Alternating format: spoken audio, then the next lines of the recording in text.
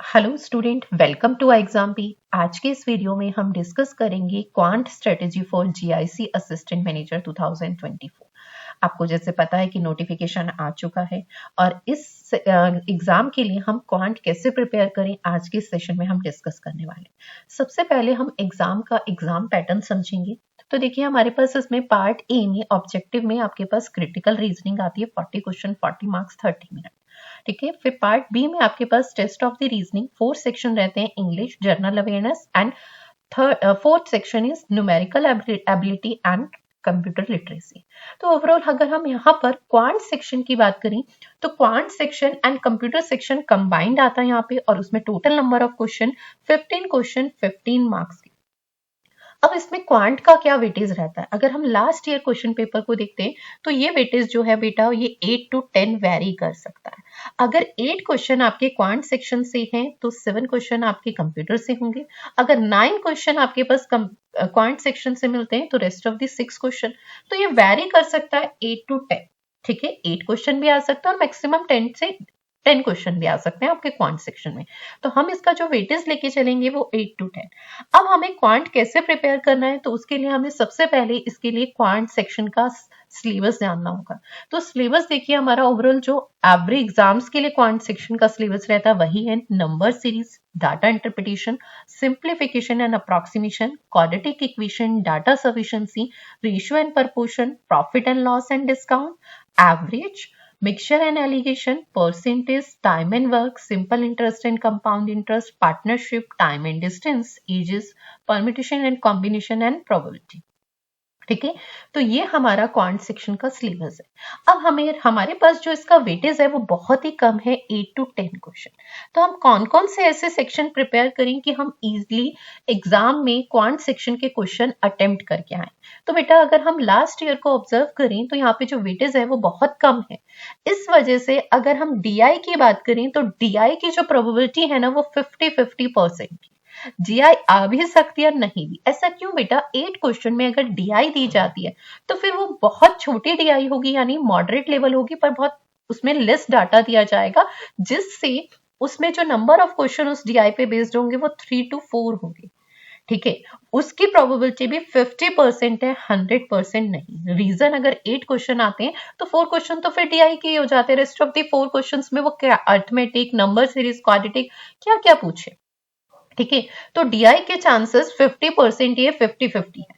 ठीक है, तो हमें यहाँ पे डीआई में बहुत ज्यादा फोकस नहीं करना, आपको basic to moderate DI, simple DI practice करके जानी है। ठीक है, अगर आ जाए तो आपको अटेम्प्ट करनी है, नहीं आए तो नेक्स्ट ऑफ द सेक्शन की अगर हम बात करते हैं नंबर सीरीज, तो देखिए नंबर सीरीज से लास्ट ईयर क्वेश्चंस देखने के लिए मिले हैं and 2 to 3 questions 8 to 9 questions में से हमें जरूर देखने के लिए number series and quadratic equation से मिल सकते हैं। देखो दोनों से आ सकते हैं, अगर दोनों से आते हैं तो दो क्वेश्चंस मिलने के चांसेस हैं, और अगर एक टॉपिक से आते हैं तो 2 to 3 क्वेश्चंस यानी 3 क्वेश्चंस मिलने के चांसेस हैं। ठीक है, तो ये हम फिक्स नहीं कर सकते कि नंबर सीरीज से ही आएगा और क्वाड्रेटिक से नहीं, क्वाड्रेटिक से भी आ सकता है, नंबर सीरीज से नहीं, ऐसी भी प्रोबेबिलिटी हो सकती है। तो ये दो टॉपिक जो हमारे हैं, नंबर सीरीज एंड क्वाड्रेटिक, ये इस एग्जाम के लिए मोस्ट इंपॉर्टेंट है, और इसमें जो क्वेश्चन आएंगे वो मॉडरेट लेवल आएंगे। ठीक है, रेस्ट ऑफ दी अगर हम इस एग्जाम में बात करें तो इस एग्जाम में अर्थमेटिक के कुछ पर्टिकुलर टॉपिक से क्वेश्चन आने की ज्यादा चांसेस है। अगर हम लास्ट ईयर को ऑब्जर्व करते तो देखिए जैसे रेशियो एंड प्रपोर्शन से फिक्स क्वेश्चन मिलने के चांस है, प्रॉफिट एंड लॉस से क्वेश्चन मिलने के चांसेस है, परसेंटेज से क्वेश्चन मिलने के चांसेस है, टाइम एंड वर्क से क्वेश्चन मिलने का चांसेस है, पार्टनरशिप से क्वेश्चन मिलने के चांसेस है। तो ये कुछ इंपॉर्टेंट टॉपिक मैंने यहाँ पे आपको बताए हैं जिनसे हमें आपके एग्जाम में क्वेश्चंस अर्थमेटिक के, अगर देखिए अर्थमेटिक का जो वेटेज रहेगा इसमें से 8 to 10 में से 4 क्वेश्चंस का देखने के लिए आपको मिलेगा। इन 4 क्वेश्चंस में हमारे पास कुछ इंपॉर्टेंट टॉपिक मैंने आपको बताए हैं, जैसे profit and loss and discount, percentage, time and work, partnership, ages हो गया, इससे भी आ सकता है क्वेश्चन, बोट एंड स्ट्रीम हो गया जो टाइम एंड डिस्टेंस का ही पार्ट है, उनसे भी आपको देखने के लिए मिल सकता है। तो ये कुछ 6-7 चैप्टर्स हैं जो हमें इंपॉर्टेंट चैप्टर्स हैं, जो हम अच्छे से कर जाएं तो हम उसमें से कहीं ना कहीं अर्थमेटिक के 4 क्वेश्चन हमें एग्जाम में जरूर मिल जाएंगे। ठीक है, तो हमें बहुत ज्यादा टाइम क्वांट सेक्शन में नहीं देना है, ठीक है। कुछ सिलेक्टेड टॉपिक करने हैं जो मैंने यहाँ पे आपको बताए हैं, और उन्हीं टॉपिक से आपके एग्जाम में क्वेश्चंस देखने के लिए मिल जाएंगे।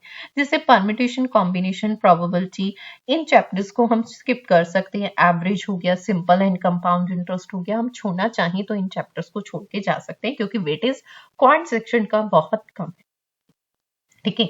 तो इस तरीके से हमें क्वांट को प्रिपेयर करना है। मैक्सिमम आपको मॉडरेट लेवल तक के क्वेश्चन प्रैक्टिस करने हैं, इससे अबव लेवल नहीं करना है, ठीक है। तो ये हमारे एग्जाम पैटर्न है और इसे हमें समझना है और इसके अकॉर्डिंग ही हमें प्रिपरेशन करनी है। अब बहुत कम टाइम है, तो क्वांट सेक्शन में हमें इंपॉर्टेंट ही पढ़ के जाना है, ठीक है। अब हमारे पास देखिए क्वांट में हमें कैसे स्कोर करना होता है। तो देखिए क्वांट में हमारे को स्कोर करने के लिए 3 पिलर है जिसे स्ट्रॉन्ग करना, ठीक है। हमारी एक्यूरेसी अच्छी होनी चाहिए, हमारी स्पीड अच्छी होनी चाहिए, हमारी कैलकुलेशन स्पीड। अब ये किस पे डिपेंड है? तो एक्यूरेसी जो डिपेंड है ना, वो हमारे कॉन्सेप्ट पे है, तो हमें वर्क करना है कॉन्सेप्ट पे। अगर हमारे कॉन्सेप्ट क्लियर होंगे तो एक्यूरेसी अपने आप अच्छी होगी, ठीक है। सेकेंड है स्पीड। स्पीड के लिए हमें क्या करनी है? प्रैक्टिस कर, ठीक है। मॉक टेस्ट प्रैक्टिस कीजिए, जितना आप मॉक टेस्ट अटेम्प्ट करेंगे उससे आपकी स्पीड इंप्रूव होगी, ठीक है। एंड कैलकुलेशन, कैलकुलेशन डिपेंड करती है हम कितनी शॉर्ट ट्रिक्स इंप्लीमेंट करते हैं, ठीक है। तो ये चीज हमें ध्यान रखनी है कि क्वांट में हमें कैसे स्कोर करना है, तो हमें किस पे वर्क करना है, ठीक है। और किन किन बातों का ध्यान रखना है, देखिए। तो देखिए सबसे पहले ना आपको लास्ट 5 इयर्स के क्वेश्चन पेपर को देखना है, उससे आपको एग्जाम पैटर्न पता चलेगा, कौन कौन से इंपॉर्टेंट टॉपिक है अर्थमेटिक की, कौन कौन से टॉपिक आपकी स्पीड मैथ्स के हैं जिन्हें आपको करके जाना और किन्हें स्किप करना है, वो वहीं से आपको बहुत अच्छे से क्लियर होता है। जो आप कंटेंट पढ़ रहे हो वो आपके एग्जाम के लिए रिलेवेंट होना चाहिए, आपको हाई लेवल नहीं पढ़ना, क्योंकि आपके एग्जाम में इतना हाई लेवल नहीं आएगा, ठीक है। नेक्स्ट आपके पास, आपको जब फर्स्ट टाइम आप सिलेबस कर रहे हैं तो आपको वर्क करना है कॉन्सेप्ट पे, तभी एक्यूरेसी इंप्रूव होगी। और जब आप सेकेंड टाइम कर रहे हैं तो आपको टाइमर का यूज करना है। टाइमर का यूज किस लिए करना है? ताकि आपकी स्पीड इंप्रूव, ठीक है। तो इस according and art of the skipping the questions, जो क्वेश्चन आपको लगे इसमें एक्चुअल में कैलकुलेशन वाइज थोड़ा कैलकुलेटिव और टाइम कंज्यूमिंग है, तो उस क्वेश्चन को आपको स्किप करना, ठीक है। और last is mock test play very important role in clearing the an exam, ठीक है। किसी भी एग्जाम को क्लियर करने के लिए मॉक टेस्ट सबसे इंपॉर्टेंट रोल प्ले करता है, और जब सेक्शन वाइज अगर वेटेज बहुत लेस हो तो सबसे ज्यादा हमें प्रैक्टिस मॉक टेस्ट की करनी चाहिए, उससे हमारा ओवरऑल वो सब्जेक्ट भी अच्छे से प्रिपेयर हो जाता है। तो ये कुछ बातें हैं, इनका ध्यान रख के हमें पढ़ना है, ठीक है। चलिए, थैंक यू सो मच।